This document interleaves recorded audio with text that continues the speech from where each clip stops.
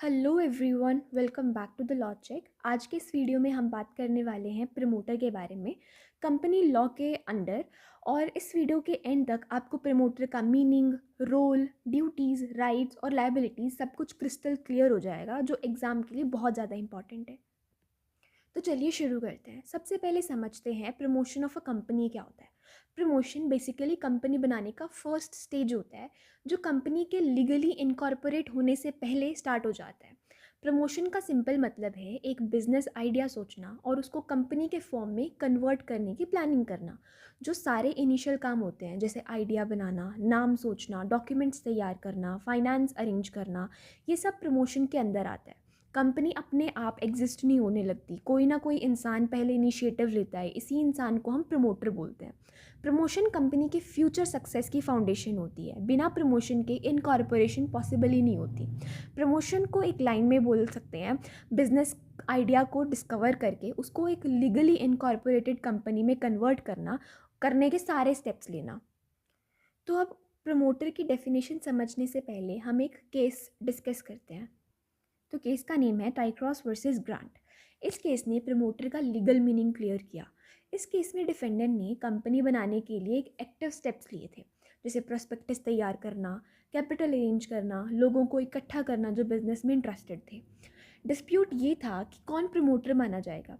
Court ने hold किया कि प्रमोटर वो पर्सन है जो कंपनी को फॉर्म करने का जिम्मा लेता है और उसके लिए नेसेसरी स्टेप्स लेता है।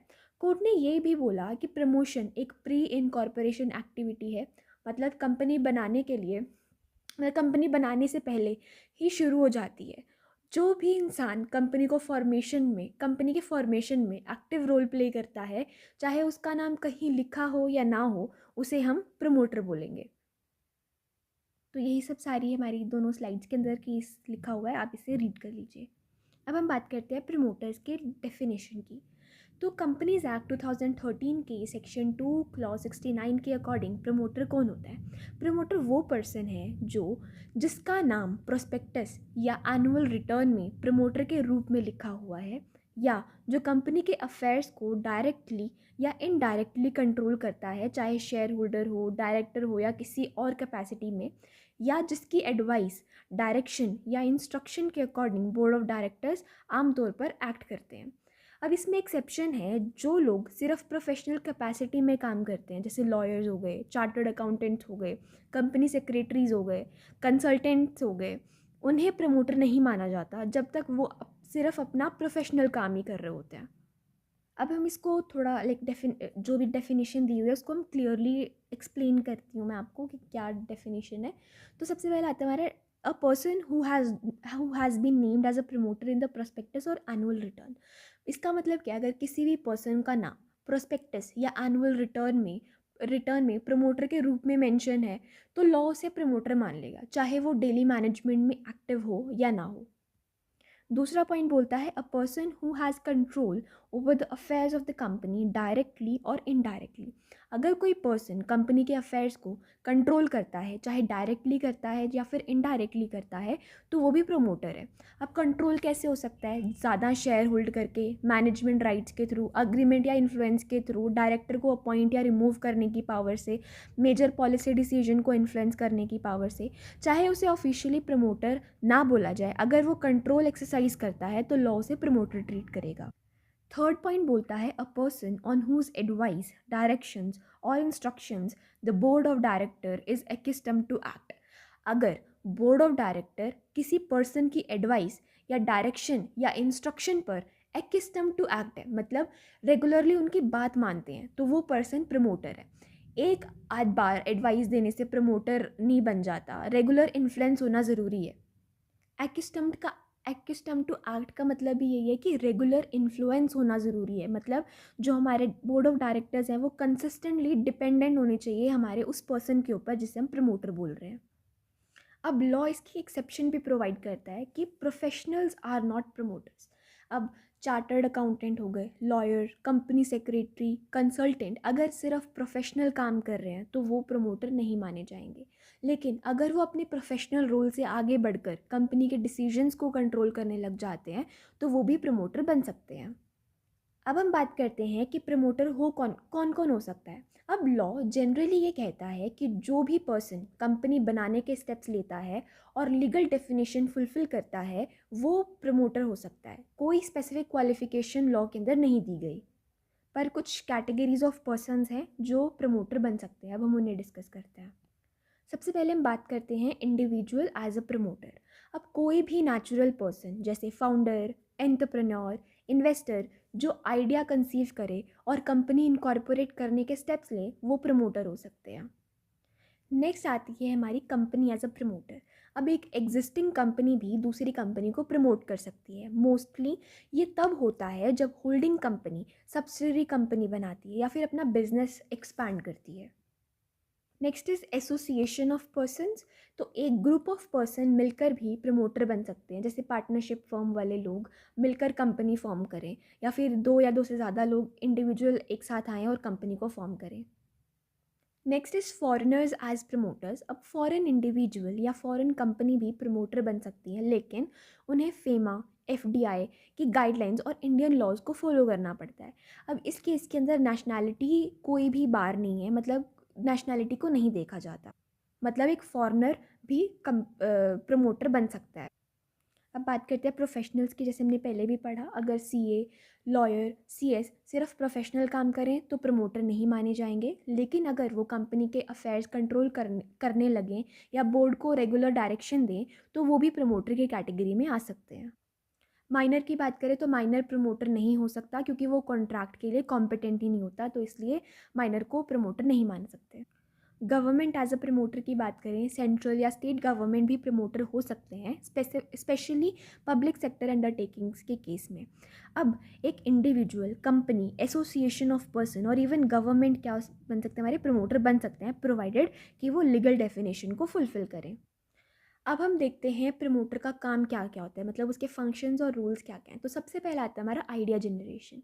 तो सबसे पहले प्रमोटर बिजनेस आइडिया को कंसीव करता है, मार्केट में अपॉर्चुनिटी आइडेंटिफाई करता है और डिसाइड करता है कि बिजनेस मैन्युफैक्चरिंग होगा या सर्विस होगी या फिर ट्रेडिंग होगी, मतलब नेचर ऑफ बिजनेस को डिसाइड किया जाता है। Next is feasibility study. अब ये इसमें प्रमोटर देखता है कि आइडिया जो उसने कंसीव किया है क्या वो प्रैक्टिकली पॉसिबल है और या वो प्रॉफिटेबल है भी या नहीं है, क्या वो टेक्निकल, फाइनेंशियल और इकोनॉमिक फीसिबिलिटी है, मतलब वो चेक करता है टेक्निकल, फाइनेंशियल और इकोनॉमिक फीसिबिलिटी को।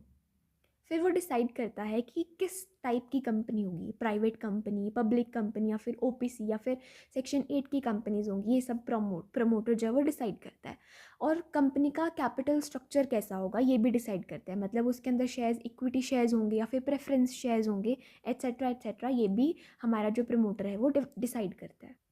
एक प्रमोटर कंपनी का नाम सिलेक्ट करता है, मतलब एक सूटेबल नेम और लीगल नेम चूज़ करता है। ये इंश्योर करता है कि जो नेम है वो आइडेंटिकल ना हो, मतलब कोई और एग्जिस्टिंग कंपनी सेम नाम के साथ एग्जिस्ट ना कर रही हो, डिसेप्टिव ना हो वो नेम, या फिर पब्लिक पॉलिसी के अगेंस्ट ना हो।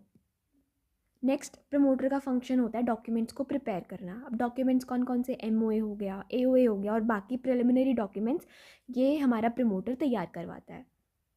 अब जो भी प्रोफेशनल्स होंगे उनको भी प्रमोटर क्या करता है, अपॉइंट करता है। जैसे लॉयर्स हो गए, सीएज हो गए, कंपनी सेक्रेटरीज हो गए, इन लोगों को अपॉइंट करता है जो लीगल और टेक्निकल काम हैंडल करते हैं। एक प्रमोटर फाइनेंस को भी अरेंज करता है, कितना कैपिटल चाहिए, कहाँ से आएगा, शेयर्स, डिबेंचर्स, लोन्स, ये सब प्लान और अरेंज करता है। अब एक प्रमोटर डायरेक्टर्स को भी अपॉइंट करता है। तो सबसे पहला डायरेक्टर, फर्स्ट डायरेक्टर अपॉइंट करना, ये हमारे प्रमोटर का फंक्शन होता है। पहला डायरेक्टर या सिलेक्शन प्रमोटर, पहले डायरेक्टर सिलेक्शन प्रमोटर ही करता है, जो बाद में उसके काम को रेक्टिफाई कर सकता है। अब हमारा जो प्रमोटर है वो प्रोस्पेक्टस भी प्रिपेयर करता है, specially in the cases of public company. अब पब्लिक कंपनी के केस में प्रोस्पेक्टस ड्राफ्ट करवाना और पब्लिक को शेयर के लिए इनवाइट करना, तो ये भी हमारे प्रमोटर का काम होता है। अब लास्ट फंक्शन है हमारा entering into pre incorporation contracts. अब property purchase, machinery, office space जैसे कॉन्ट्रैक्ट प्रमोटर करता है। जब तक कंपनी कॉन्ट्रैक्ट अडॉप्ट नहीं करती, प्रमोटर पर्सनली लायबल रहता है। तो ये थे हमारे कुछ फंक्शंस। अब हम इसकी लीगल पोजीशन डिस्कस करते हैं। तो जो प्रमोटर है उसकी पोजीशन थोड़ी यूनिक होती है, क्योंकि जब वो काम कर रहा होता है तब कंपनी लीगली एग्जिस्ट ही नहीं करती। तो अब हम देखते हैं कि उसकी लीगल पोजीशन है क्या। तो प्रमोटर एक एजेंट नहीं होता, क्योंकि एजेंट के लिए प्रिंसिपल होना ज़रूरी है, और प्री इनकॉर्पोरेशन स्टेज में कंपनी प्रिंसिपल ही नहीं हो सकती, मतलब जब तक कंपनी इनकॉर्पोरेट नहीं होगी तब तक कंपनी को प्रिंसिपल नहीं माना जाएगा। तो प्रमोटर एक एजेंट नहीं है। अब एक चीज़ और, जो हमारा लॉ है वो प्रमोटर की जो पोजीशन है, लीगल पोजीशन है, वो कंपैरिजन के थ्रू बताता है। मतलब जैसे हमने पढ़ा भी, प्रमोटर जो है वो एजेंट नहीं होता। मतलब कि जो हमारा लॉ है वो एग्जैक्टली नहीं बताता कि प्रमोटर की ये लीगल पोजीशन है, वो कंपेयर करके बताता है दूसरी पोजीशन से कि जो हमारे प्रमोटर है उसकी लीगल पोजीशन क्या है। तो सबसे पहले हमने पढ़ लिया, प्रमोटर जो है वो हमारा एजेंट नहीं होता। अब हमारा प्रमोटर ट्रस्टी भी नहीं हो सकता। अब इसमें क्या है कि जो हमारा ट्रस्टी है, ट्रस्टी क्या करता है, प्रॉपर्टी को होल्ड करके रखता है दूसरों के बेनिफिट्स के लिए। अब प्रमोटर स्ट्रिक्ट सेंस में ट्रस्टी भी नहीं होता, क्योंकि कंपनी की प्रॉपर्टी अभी उसके पास नहीं होती। लेकिन लॉ कहता है प्रमोटर एक फिड्यूशरी रिलेशनशिप में होता है, मतलब उस पर गुड फेथ, ऑनेस्टी या फुल डिस्क्लोजर की ड्यूटीज़ होती हैं। मतलब एक प्रमोटर को गुड फेथ में काम करना होता है, ऑनेस्टली काम करना होता है, और जितने भी मतलब जो भी वो काम कर रहा है उसका फुल डिस्क्लोजर देना पड़ता है। अब एक प्रमोटर को फिड्यूशरी क्यों ट्रीट किया गया है, क्योंकि प्रमोटर जो है वो कंट्रोल करता है, इन्फ्लुएंस करता है, और जो इन्वेस्टर्स हैं वो उनकी स्टेटमेंट्स और डिसीजंस पर रिलाई करते हैं, और यहाँ पर रिस्क होता है सीक्रेट प्रॉफिट्स और फ्रॉड का। अब इसमें हमारा एक केस लॉ है, Erlanger versus New Sombrero Phosphate Company, 1878 का केस है। तो प्रमोटर ने एक प्रॉपर्टी सस्ते रेट में खरीदी और कंपनी को क्या कर दिया, हाई रेट में बेच दी, बिना प्रॉपर डिस्क्लोजर के उसने कंपनी को हाई रेट में अपनी जो सस्ती प्रॉपर्टी थी वो बेच दी। अब प्रमोटर जो है वो बोर्ड ऑफ डायरेक्टर्स को कंट्रोल कर रहे थे। तो कोर्ट ने होल्ड किया कि प्रमोटर्स जो हैं वो फिड्यूशरी पोजीशन में होते हैं, और नॉन डिस्क्लोजर से कॉन्ट्रैक्ट वॉइडेबल हो गया। इसमें प्रिंसिपल क्या लाया गया कि जो प्रमोटर है उसको गुड फेथ में एक्ट करना होता है, फुल और फेयर डिस्क्लोजर करना पड़ेगा, और सीक्रेट प्रॉफिट्स एक प्रमोटर नहीं कमा सकता। तो अब हम बात करते हैं ड्यूटीज़ ऑफ प्रमोटर्स की। तो सबसे पहली और सबसे इम्पॉर्टेंट ड्यूटी है duty to act in good faith. अब प्रमोटर कंपनी के साथ एक फिड्यूशरी रिलेशनशिप में होता है, मतलब वो कंपनी का ट्रस्टेड पर्सन है। इसका सिंपल मतलब है कि प्रमोटर को ऑनेस्टली, फेयरली और लॉयल्टी के साथ काम करना है। उसका मेन फोकस कंपनी का बेनिफिट होना चाहिए, ना कि अपना पर्सनल फ़ायदा। अब प्रमोटर शुड डिसीजन लेते मतलब promoter should take decision keeping the company's interest first, मतलब डिसीजन लेते टाइम हमेशा कंपनी के इंटरेस्ट को फर्स्ट प्रायोरिटी देनी चाहिए। अवॉइड डिसऑनेस्ट इंटेंशन और हिडन मोटिव्स, कोई भी हिडन एजेंडा, डिसऑनेस्ट इंटेंशन या पर्सनल सीक्रेट मोटिव नहीं होना चाहिए। If promoter act for selfish gain तो इसे हम ब्रीच ऑफ ड्यूटी बोलेंगे। मतलब अगर प्रमोटर सिर्फ अपने फ़ायदे के लिए काम करता है, इन्वेस्टर्स को चीट करता है या कंपनी को लॉस पहुंचाता है, तो ये ब्रीच ऑफ फिड्यूशरी ड्यूटी माना जाएगा। तो सेकंड ड्यूटी आती है duty to make full and true disclosure. तो प्रमोटर को कंपनी से रिलेटेड सारी इंपॉर्टेंट इन्फॉर्मेशन ऑनेस्टली बतानी पड़ती हैं, कुछ भी वो छुपा कर नहीं रख सकता जो इन्वेस्टर्स के डिसीजन को अफेक्ट करे। अब डिस्क्लोजर में क्या क्या आएगा, अगर प्रमोटर का किसी ट्रांजैक्शन में पर्सनल इंटरेस्ट है, अगर प्रमोटर उस ट्रांजैक्शन से कोई प्रॉफिट या बेनिफिट कमा रहा है, कोई रिस्क या लायबिलिटी जो कंपनी को फ्यूचर में अफेक्ट करेगी, तो ये सारे हमारे डिस्क्लोजर के अंदर आएंगे। अब मटीरियल क्या होता है, वो इन्फॉर्मेशन जो एक रीजनेबल इन्वेस्टर या डिसीजन मतलब वो इन्फॉर्मेशन जो एक रीजनेबल इन्वेस्टर की डिसीजन को चेंज कर सकता है। मतलब कि वो शेयर बाय करे या ना करे, इन्वेस्ट करे या ना करे, तो इस डिसीजन को चेंज कर सकती है, वो उसे हम मटीरियल फैक्ट बोलेंगे। अब इम्पॉर्टेंट क्या है यहाँ पे, हाफ ट्रुथ या आधा सच बोलना भी फ्रॉड के बराबर माना जाता है, क्योंकि इन्वेस्टर को पूरी पिक्चर नहीं मिलती। फॉर एग्जाम्पल, अगर प्रमोटर अपनी ही लैंड कंपनी को बेच रहा है तो उसे क्लियरली बताना होगा कि लैंड का ऑनर वो खुद है और इस डील से उसे कितना प्रॉफिट मिल रहा है। अगर ये चीज़ वो डिस्क्लोज नहीं करता तो कंपनी बाद में उसके अगेंस्ट एक्शन ले सकती है। तो हमारी थर्ड ड्यूटी आती है duty not to make secret profits. अब सीक्रेट प्रॉफिट का मतलब क्या है, जो प्रॉफिट प्रमोटर कंपनी के नाम पर कमा रहा है लेकिन जिसके बारे में कंपनी या शेयर होल्डर को पता ही नहीं है, या जिसका उन्होंने कंसेंट नहीं दिया, तो ये हमारा सीक्रेट प्रॉफिट के अंदर आता है और लॉ इसको टोटली प्रोहिबिट करता है। प्रॉफिट कमाना टोटली अलाउड है, लेकिन कंडीशन ये है कि वो प्रॉफिट फुली डिस्क्लोज्ड और इंडिपेंडेंट डायरेक्टर्स या शेयर होल्डर उसे अप्रूव करें। और अगर प्रॉफिट छुपाया गया तो वो इलीगल हो जाता है। अब इस केस में कंपनी क्या कर सकती है? कंपनी सीक्रेट प्रॉफिट्स वापस रिकवर कर सकती है, कॉन्ट्रैक्ट को कैंसिल कर सकती है और डैमेजेस भी क्लेम कर सकती है। तो इसमें हमारा केस है ग्लक्सटीन वर्सेस बार्नेस, 1900 का केस है। तो इस केस में प्रमोटर ने प्रॉपर्टी डील में सीक्रेट प्रॉफिट कमाया, लेकिन वो जो डिस्क्लोजर की वो इनकम्प्लीट और मिसलीडिंग थी।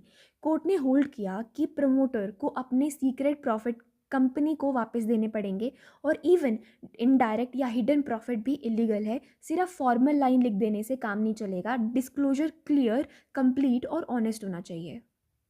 अब हमारी फोर्थ ड्यूटी आती है duty to avoid conflict of interest. अब कॉन्फ्लिक्ट ऑफ इंटरेस्ट कब होता है? जब प्रमोटर का पर्सनल इंटरेस्ट और कंपनी का इंटरेस्ट एक दूसरे से क्लैश करते हैं, तब हमारा कॉन्फ्लिक्ट ऑफ इंटरेस्ट होता है। अब प्रमोटर को क्या करना चाहिए? अपने आप को ऐसे सिचुएशन में नहीं डालना चाहिए जहां वो कंपनी के इंटरेस्ट के अगेंस्ट जाकर खुद को बेनिफिट दे। अब कॉमन सिचुएशन जहाँ पे कॉन्फ्लिक्ट अराइज होता है वो वाली सिचुएशन है जहाँ पे प्रमोटर अपनी ही प्रॉपर्टी कंपनी को बेच रहा हो, या प्रमोटर ऐसे कॉन्ट्रैक्ट करता हो जहाँ से उसको पर्सनल फ़ायदा मिल रहा हो। तो यहाँ पे इंपॉर्टेंट क्या है? जो कॉन्फ्लिक्ट ऑफ इंटरेस्ट अलाउड हो मतलब कॉन्फ्लिक्ट ऑफ इंटरेस्ट जो है वो अलाउड है, लेकिन सिर्फ तब जब फुल डिस्क्लोजर हो और कंपनी या फिर शेयर होल्डर से प्रॉपर अप्रूवल हो। अगर प्रमोटर चुप रहे या फैक्ट कंसील करे तो ये ब्रीच ऑफ ड्यूटी माना जाएगा। फॉर एग्जाम्पल, प्रमोटर एक मशीनरी जिसका real market value 5 lakh rupees है और वो कंपनी को 10 लाख रुपए में बेच देता है।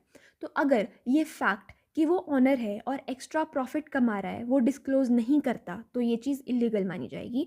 अगर वो सारे फैक्ट्स को क्लियर बता दे और कंपनी इस चीज़ को अप्रूव कर दे तो ये चीज़ लीगल हो जाएगी।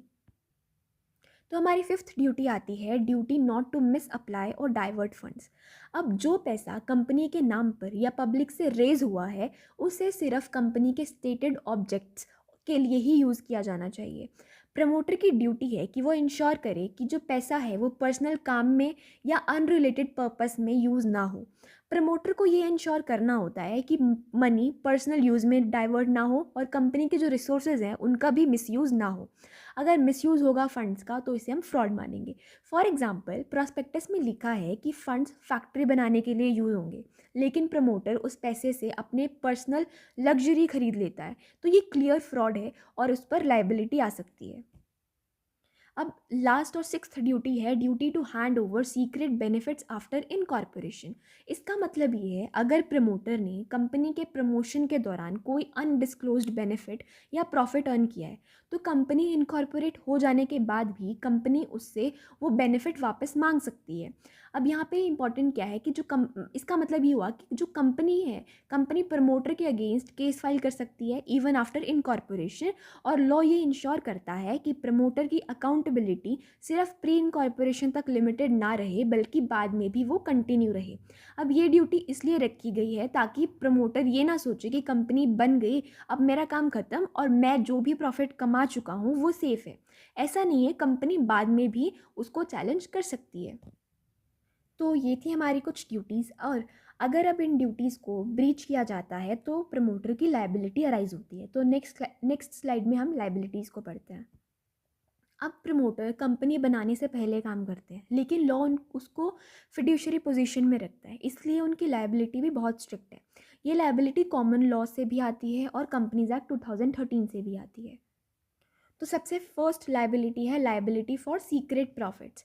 अगर प्रमोटर बिना डिस्क्लोज किए या कंपनी शेयर होल्डर के बिना कंसेंट के प्रॉफिट कमा लेता है तो ये इलीगल माना जाएगा। प्रॉफिट अलाउड है लेकिन सिर्फ फुल डिस्क्लोजर प्लस अप्रूवल के बाद ही। अगर डिस्क्लोजर नहीं किया तो कंपनी उस सीक्रेट प्रॉफिट को रिकवर कर सकती है, कॉन्ट्रैक्ट को कैंसिल कर सकती है।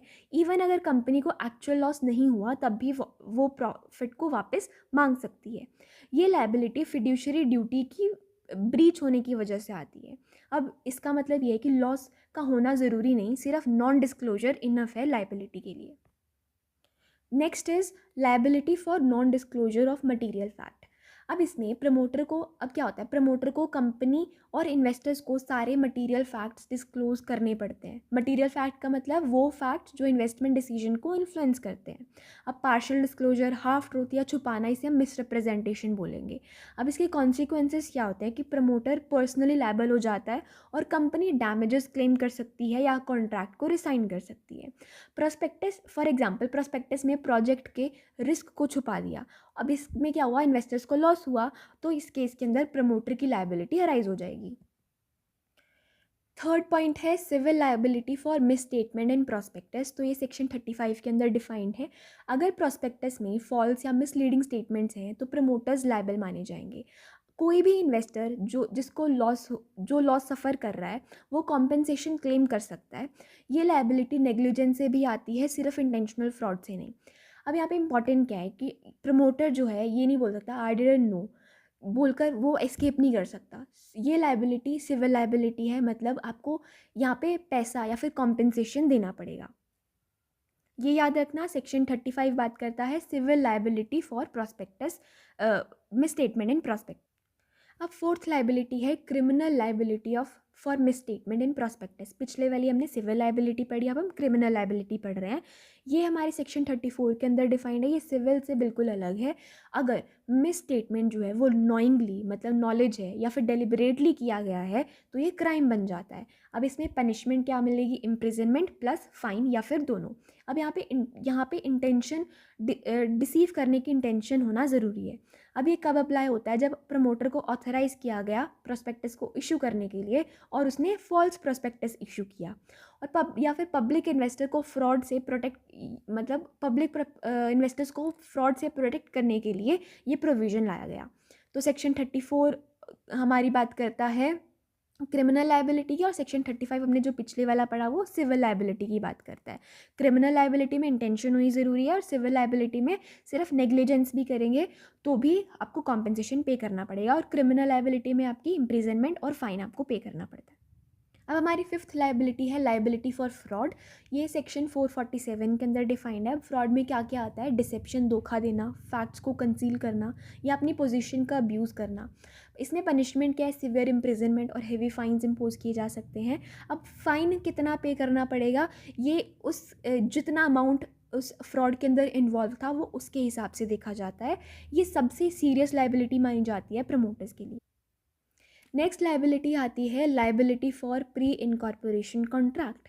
अब कंपनी बनाने से पहले किए गए जितने भी कॉन्ट्रैक्ट्स होते हैं वो हमारे प्री इनकॉर्पोरेशन कॉन्ट्रैक्ट्स माने जाते हैं। ये कॉन्ट्रैक्ट्स कंपनी को ऑटोमेटिकली बाइंड नहीं करते। प्रमोटर्स जो है इस टाइम पर पर्सनली लाइबल रहता है जब उन कॉन्ट्रैक्ट्स के लिए। लाइबिलिटी कब ख़त्म होती है, जब कंपनी उन कॉन्ट्रैक्ट्स को अडॉप्ट कर ले या फिर कोई फ्रेश कॉन्ट्रैक्ट बनाए। तब तक प्रमोटर जो है फुल रिस्पॉन्सिबल रहते हैं। अब फॉर एग्जांपल प्रमोटर ने प्रॉपर्टी खरीदी कंपनी के नाम पर प्री इनकॉर्पोरेशन के टाइम पर, तो सेलर को जो भी पेमेंट होगी उसके लिए प्रमोटर लायबल होगा। नेक्स्ट आता है हमारा ब्रीच ऑफ फिड्यूशरी ड्यूटी। अब ये अम्ब्रेला लाइबिलिटी है जिसमें आता है conflict of interest, secret profits, misuse of position. Promoter को हमेशा ऑनेस्टली और गुड फेथ में एक्ट करना होता है। अगर ब्रीच होता है तो कंपनी सू कर सकती है इनकॉर्पोरेशन के बाद भी, और रेमेडीज़ यहाँ पे क्या मिलते हैं, डैमेजेस और बेनिफिट्स को रिकवर किया जा सकता है। अब हमारी नेक्स्ट लाइबिलिटी है रिलेटेड टू मिसयूज़ और डाइवर्जन ऑफ फंड्स। अब जो भी रेज्ड फंड्स होते हैं उन्हें सिर्फ स्टेटेड ऑब्जेक्टिव्स के लिए ही यूज़ किया जाना चाहिए। अगर उसका मिसयूज़ या फिर डाइवर्ट करेंगे तो उसको फ्रॉड माना जाएगा। अब प्रमोटर्स इस केस में पर्सनली लायबल होंगे लॉसेस के लिए, और उनके अगेंस्ट क्रिमिनल प्रोसीडिंग्स भी हो सकती हैं। फॉर एग्ज़ाम्पल फैक्ट्री के लिए पैसा रेज किया गया और प्रमोटर ने पर्सनल कार खरीद ली, तो उस केस में प्रमोटर जो है वो लायबल होगा। अब लास्ट पॉइंट है liability continues even after incorporation. अब कंपनी बन जाने से प्रमोटर की लाइबिलिटी ऑटोमेटिकली ख़त्म नहीं होती। Fraud, non disclosure, secret profits जैसे केसेस में कंपनी बाद में भी एक्शन ले सकती है। प्रमोटर रीसाइन करके या कंपनी ज्वाइन करके एस्केप नहीं कर सकता। यहाँ पे अकाउंटेबिलिटी कंटिन्यू रहती है। तो यहाँ पे हमारे लाइबिलिटी ख़त्म होती है। अब हम पढ़ते हैं प्रमोटर्स के राइट्स। अब हम बात करते हैं राइट्स ऑफ प्रमोटर की। तो प्रमोटर कंपनी बनाने में बहुत मेहनत करते हैं, लेकिन उनके राइट्स ऑटोमेटिक नहीं होते। लॉ कहता है राइट सिर्फ तब मिलेंगे जब कंपनी अग्री करे, अग्रीमेंट, कॉन्ट्रैक्ट या रेजोल्यूशन से। तो सबसे पहला राइट आता है हमारा राइट टू रेम्यूनरेशन। अब प्रमोटर्स अपनी सर्विसेज के लिए पेमेंट ले सकते हैं, लेकिन ये उनका लीगल राइट नहीं है।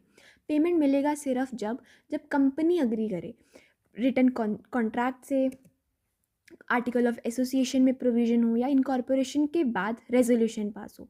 अब पेमेंट के फॉर्म्स क्या क्या हो सकते हैं? कैश के फॉर्म में दिया जा सकता है, शेयर्स या डिबेंचर के फॉर्म में, कमीशन और commission on share issue, property sale से प्रॉफिट।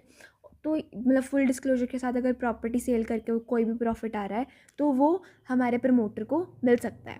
तो सीक्रेट प्रॉफिट इलीगल है, वो नहीं रख सकते। अगर कोई अग्रीमेंट नहीं है तो कोई भी पेमेंट नहीं मिलेगा, चाहे उन्होंने कितना भी काम किया हो। सेकेंड राइट है right to reimbursement of expenses. अब प्रमोटर कंपनी बनाने से पहले एक्सपेंसेस करते हैं, जैसे registration fees, legal charges, stamp duty, professional fees. तो कंपनी इनकॉर्पोरेशन के बाद इन्हें रिएम्बर्स, मतलब प्रमोटर उन्हें रिएम्बर्स कर सकती है। अब कंडीशन क्या है? वही कंपनी का अप्रूवल होना ज़रूरी है। मतलब अगर कंपनी अप्रूव करे, एक्सपेंसेस रीजनेबल हों और कंपनी के पर्पस के लिए ही हों, तो यहाँ पे वो इसे क्लेम कर सकती हैं। पर एक चीज़ और है, यहाँ पे बिना कंपनी के अप्रूवल के प्रमोटर फोर्स नहीं कर सकता कि उसे रीपे किया जाए। फॉर एग्जांपल लॉयर की फ़ीस होगी, आरओसी की फाइलिंग चार्जेस हो गई, ये सब रिम्बर्स हो सकते हैं, पर कब? जब कंपनी अग्री करे। नेक्स्ट राइट आता है हमारा right to recover preliminary expenses. ये सेकेंड राइट से थोड़ा थोड़ा सिमिलर है। मतलब प्रिलिमिनरी एक्सपेंसेस वही सारे जो कि इनकॉर्पोरेशन से पहले के एक्सपेंसेस हैं, एमओए और एओए की drafting, name approval, ROC filing, prospectus printing, इसमें भी जितने भी एक्सपेंसेस आए हैं तो वो हमारे प्रिलिमिनरी एक्सपेंसेस माने जाएंगी। कंपनी इन्हें रीपे कर सकती है इनकॉर्पोरेशन के बाद, और लेकिन कंपनी की कंसेंट होना ज़रूरी है, ये ऑटोमेटिक राइट नहीं है। अब हमारा नेक्स्ट राइट आता है राइट टू इंडेमनिटी। अब प्रमोटर को प्रोटेक्शन मिल सकती है लॉसेस या लायबिलिटी से। अगर प्रमोटर ऑनेस्टली, लॉफुली और कंपनी के इंटरेस्ट में एक्ट करे तो कंपनी उन्हें प्रोटेक्ट कर सकती है फ्रॉम द लीगल कॉस्ट और लायबिलिटी, और इनको क्या किया जा सकता है? कवर किया जा सकता है। कोई भी इंडेमनिटी की प्रोटेक्शन, मतलब इंडेमनिटी नहीं मिलेगी, फिर प्रोटेक्शन नहीं मिलेगी कब? जब उन्होंने प्रमोटर ने फ्रॉड किया हो, मिसरिप्रेजेंटेशन या फिर नेग्लिजेंस या फिर ब्रीच ऑफ ड्यूटी की हो। इसका मतलब ये है ऑनेस्ट प्रमोटर्स को प्रोटेक्ट किया जाएगा और डिसऑनेस्ट प्रमोटर्स को प्रोटेक्ट नहीं किया जाएगा, और उन्हें ये राइट टू इंडेमनिटी नहीं मिलेगी। अब हमारा नेक्स्ट राइट आता है right to compensation for special services. अगर प्रमोटर ने स्पेशल सर्विसेज दिए हों, जैसे टेक्निकल, मैनेजरियल, फाइनेंशियल एक्सपर्टीज़, तो जो कि कॉमन होते हैं स्टार्टअप्स और फैमिली कंपनीज़ के अंदर, तो उन्हें कॉम्पेंसेट किया जा सकता है। पर कंडीशन यही है कि वहाँ पे एक्सप्रेस अग्रीमेंट होना ज़रूरी है, कंपनी ने उस चीज़ को अप्रूव किया होना चाहिए। अगर कोई अग्रीमेंट नहीं है तो यहाँ पे प्रमोटर डिमांड भी नहीं कर सकता compensation. Next is right related to pre incorporation contract. अब प्री इनकॉर्पोरेशन कॉन्ट्रैक्ट्स में इनिशियली हमारे प्रमोटर पर्सनली लायबल होते हैं, कंपनी ऑटोमेटिकली बाइंड नहीं होती। अब ये लायबिलिटी कब खत्म होती है? जब कंपनी कॉन्ट्रैक्ट अडॉप्ट करे और फ्रेश कॉन्ट्रैक्ट बनाए, तब तक प्रमोटर की फुल रिस्पॉन्सिबिलिटी होती है। ये राइट नहीं है, बल्कि लायबिलिटी है जो अडॉप्शन से ख़त्म हो सकती है। तो हमारा लास्ट राइट आता है राइट टू अर्न प्रॉफिट्स। अब प्रमोटर्स प्रमोशन एक्टिविटी से प्रॉफिट को कमा सकते हैं, पर यहाँ पे फुल डिस्क्लोजर देनी पड़ेगी कंपनी या फिर शेयर होल्डर्स को, और या फिर कंपनी इस चीज़ को अप्रूव करे। अगर सीक्रेट प्रॉफिट्स होंगे तो इस चीज़ को इलीगल माना जाएगा और कंपनी इन प्रॉफिट्स को रिकवर कर सकती है। इसका मतलब ये हुआ, अगर डिस्क्लोजर किया है और अप्रूवल ली गई है कंपनी की, तो यहाँ पे इसको लीगल प्रॉफिट माना जाएगा। अगर बिना डिस्क्लोजर और बिना अप्रूवल के प्रॉफिट कमाए गए हैं तो इसे हम सीक्रेट प्रॉफिट बोलेंगे, और ये इलीगल माना जाता है और इनको रिकवर किया जा सकता है by the company. So that's all about this video. इस वीडियो में हमने प्रमोटर का फुल कॉन्सेप्ट कवर किया, उसका प्रमोटर का meaning, role, legal position, duties, rights और लायबिलिटीज़, साथ ही इंपॉर्टेंट केस लॉज भी डिस्कस किए। अगर आपको ये एक्सप्लेनेशन हेल्पफुल लगा हो तो वीडियो को लाइक करो, चैनल को सब्सक्राइब करो और अपने लॉ वाले फ्रेंड्स के साथ शेयर करो ताकि उनका भी कॉन्सेप्ट स्ट्रॉन्ग हो जाए। Thank you so much for watching.